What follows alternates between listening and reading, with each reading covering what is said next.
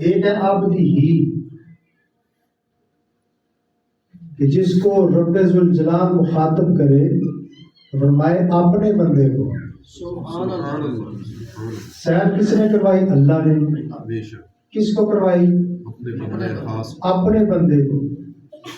اب بندے کی نسبت اپنی طرف کرنا، اس میں بھی نبی اکرم شفیع معظم صلی اللہ علیہ وسلم کی کتنی عظمت واضح ہو رہی ہے. پھر کہاں سے کہاں تک؟ مسجد حرام سے مسجد اقصی تک. اس کو کہتے ہیں اسرا. میں چند سادہ سی باتیں آپ کے سامنے رکھوں گا. اس میں اختلاف ہے تھوڑا سا، اور اس میں جو موقف ہیں جو نبی اکرم شفیع معظم صلی اللہ علیہ وسلم کی معراج کے بارے میں، کہ جو قرآن مجید فرقان حمید میں جس معراج کا ثبوت ملتا ہے وہ ہے مسجد حرام سے مسجد اقصی تک. اس کا منکر وہ سب کے نزدیک وہ بالاتفاق کیا ہے؟ کافر ہے.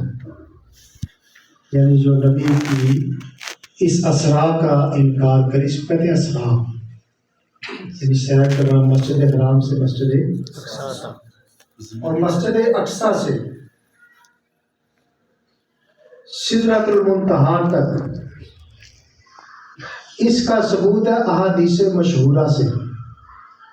کس سے ثبوت ملتا ہے؟ حدیث مشہورہ سے. تو اس کا جو منکر ہے اس کو ہم کہیں کہ یہ گمراہ ہے، فاسق ہے.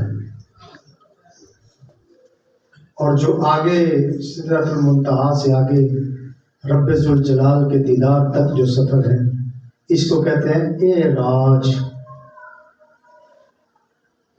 یہ 3 مرحلے ہیں. تو اس کے منکر کو جو آگے جو ہے اس کو ہم زیادہ سے زیادہ جاہل کہیں گے، لیکن مطلقاً معراج کا منکر جو قرآن سے ہے اس کا جو انکار کرے گا وہ کیا ہوگا؟ کافر ہوگا. مسجد اقصی سے مسجد حرام تک جو سفر ہوا، اس میں بھی آگے پھر اختلاف ہے. مشرکین مکہ سب سے پہلے اس کے منکر ہوئے. انہوں نے کہا کہ رات کے تھوڑے سے حصے میں جو اتنا سفر طے کر کے نبی اکرم شفیع معظم صلی اللہ علیہ وسلم واپس آئے تو ابھی بستر بھی گرم تھا، وہ کنڈی بھی ابھی ہل رہی تھی اور پانی بھی اسی طرح جاری تھا. تو بظاہر عقل تو مان نہیں رہی تھی. تو اس میں آپ کو سب سے پہلے یہ بتا دوں کہ جو معجزہ ہوتا ہے وہ ہوتا ہی وہ ہے جس کو عقل نہ مانے. معجزہ اور کرامت یہ عقل میں آنے والی چیزیں نہیں ہیں. عقل جس سے عاجز ہو اس کو معجزہ کہتے ہیں، اس کو کرامت کہتے ہیں. تو یہ وہ چیزیں جو عقل سے تولی نہیں جاتی. اب یہاں پر بھی میں آپ کو بتاتا چلوں، یہ بھی اختلاف ہم تب کر سکتے کہ جب نبی اکرم صلی اللہ علیہ وسلم نے یہ دعویٰ کیا ہوتا کہ میں رات کو اٹھا، میں یہاں سے چلا مسجد اقصی کی طرف گیا، پھر میں راتوں رات واپس آ گیا، تو پھر کوئی بندہ اعتراض کر بھی سکتا تھا. اور وہ مشرکین مکہ نے اعتراض کیا بھی، یہ نبی دعویٰ کر رہے ہیں مجھے اللہ نے معراج کروائی. اب ان کو یہ پتہ نہیں تھا کہ یہ نبی اکرم صلی اللہ علیہ وسلم نے سفر خود نہیں کیا، یہ سفر کس نے کروایا ہے؟ رب ذوالجلال نے کروایا. اور جو رب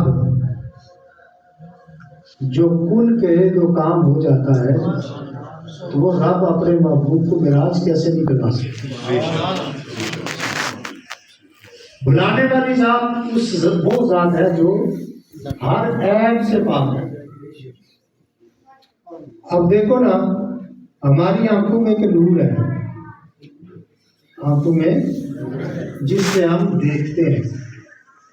اب ہم جب آنکھ آسمان کی طرف اٹھائیں تو آنکھ اور اس کے اٹھانے میں جو وقت لگتا ہے بس وہی ہے، تو ہماری نگاہ فوراً آسمان تک پہنچ جاتی ہے۔ کتنا ٹائم لگتا ہے؟ صرف آنکھ کھڑی کرنے کا ہے، آنکھ کھول لیا تو آسمان کے تک پہنچ گئی۔ یہ تو تھوڑا سا بھی ہے، اور جو نور علی نور ہے، جن کا پورا جسم ہی نور ہے، تو وہ کتنی جلدی سفر کیا ہوگا۔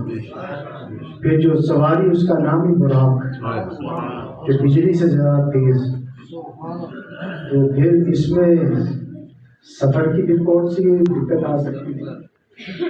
نبی اکرم شفیع معظم صلی اللہ علیہ وسلم نے سفر کیا نہیں، بلکہ رب ذوالجلال نے ان کو کروایا ہے۔ اب دیکھو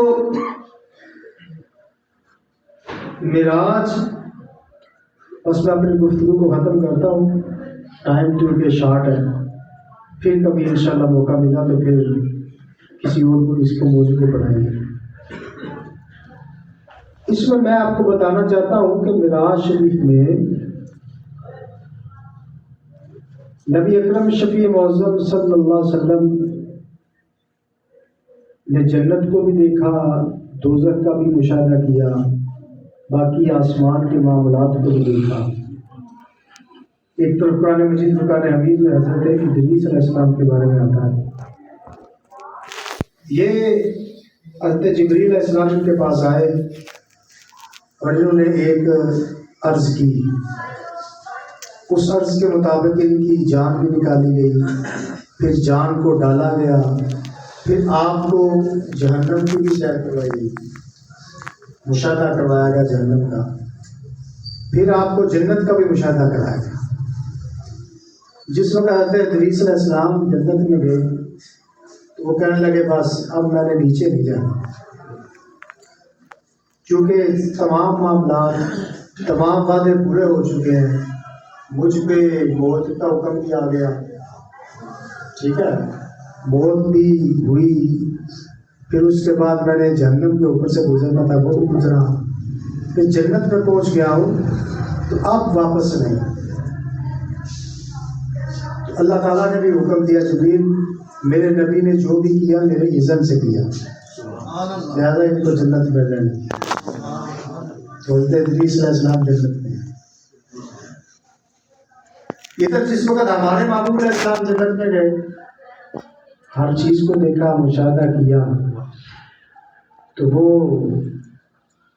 اگر چاہتے تو رہ جاتے، تمنا کر سکتے تھے، لیکن صرف اور صرف اس وقت بھی یہی تھا کہ ربی ہب لی امتی،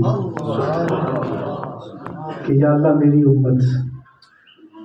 جس وقت بھی مانگا تو امت کے لیے مانگا، اپنے لیے انہوں نے کچھ نہیں مانگا۔ آپ خود تو انہوں نے فقر پسند کیا، فقیری پسند کی، لیکن جو کچھ بھی مانگا امت کے لیے مانگا، اور امت کو یہ بھی نہیں کہا کہ تم نے فقیروں کی طرح رہنا ہے،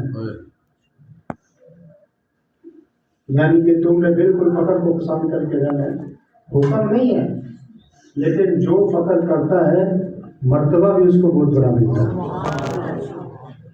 تو اس وقت بھی امت کا خیال۔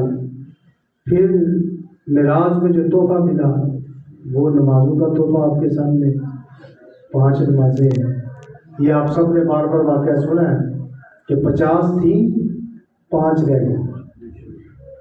یہ بھی موسیٰ علیہ السلام نے یہ سمجھنے کی شوکت کی مہربانی کی کہ بار بار سامنے آ جاتے تھے کہ آپ پھر محبوب جائیں، پھر محبوب جائیں، تو 9 چکر لگائے نبی علیہ السلام نے۔ 5 کے لیے وقت نہیں ہے ہمارے پاس، تو 50 ہوتی تو پھر کیا ہوتا۔ پھر یہ بھی بات ہے کہ امت پڑھے گی 5 لیکن ثواب 50 کرے۔ جتنی اونچی سبحان اللہ کا ہے نا، اب اتنی اپنے ذہن اور دماغ میں وسعت پیدا کریں اور یہ نماز کی طرف بھی ہے اور خصوصاً یہ طلباء یہ نماز میں ایک ذرہ بار بھی سستی نہ کیا کریں، جب گھر جائیں جب ادھر ہوں پھر بھی بالکل جماعت سے سستی نہ کریں، جماعت کے ساتھ نماز پڑھیں۔ یہ معراج کا تحفہ ہے اور یہی بخشش اور نجات کی کنجی ہے۔ تو اللہ تعالیٰ مجھے بھی نماز پڑھنے کی توفیق دے، آپ سب کو بھی دے، اور اسی پر میں اپنی گفتگو کو ختم کر رہا ہوں کہ اللہ تعالیٰ ہمیں آگے جو 27 رجب المرجب آ رہا ہے اس میں زیادہ سے زیادہ اپنا ذکر کرنے کی توفیق عطا فرمائے اور رب ذوالجلال ہمیں اپنی رحمتوں میں سے کچھ حصہ عطا فرمائے۔ وما علینا الا البلاغ۔